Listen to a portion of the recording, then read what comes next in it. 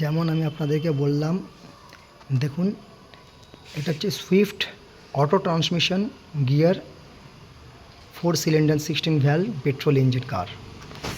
Actually এই কারটা হচ্ছে আমার ফ্রেন্ডের, আর এতে একটা মেজর ইস্যু বেরিয়েছে। সেই ইস্যুসটা আমি ইন্সপেকশন করেছি, করার পরে দেখছি যে এমন কোনো জায়গা থেকে লিকেজ নেই, কিন্তু কিছু মেজর জায়গা আছে। মেকানিক বন্ধুরা বুঝতে পারবেন দেখলে। এই দেখুন, coolant valve elbow, coolant elbow জ্যাকেটের এখান থেকে কুলেন্ট লিক করছে, আপনারা দেখতে পাচ্ছেন। এই হোস পাইপটাকে খুলে আমাকে চেক করতে হবে। আর এছাড়া আরেকটা জায়গা আছে যেটা খুব এসেনশিয়াল জায়গা, দেখুন দেখতে পাচ্ছেন। এই দুটো হোস পাইপের মধ্যে নিচের পাইপ থেকে কুলেন্টটা লিক করছে। এটা হচ্ছে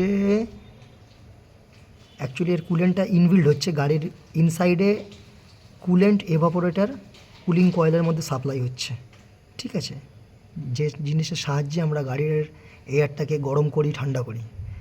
এখান থেকেও দেখে মনে হচ্ছে হিউজ পরিমাণে লিকেজ করছে। এখন আমি কুলেন্ট নিয়ে এসেছি, জল নিয়ে এসেছি, ড্রিল, সেইগুলো গাড়ির মধ্যে ইনস্টল করার পরে স্টার্ট করে দেখব যে কী পরিমাণে লিক করছে।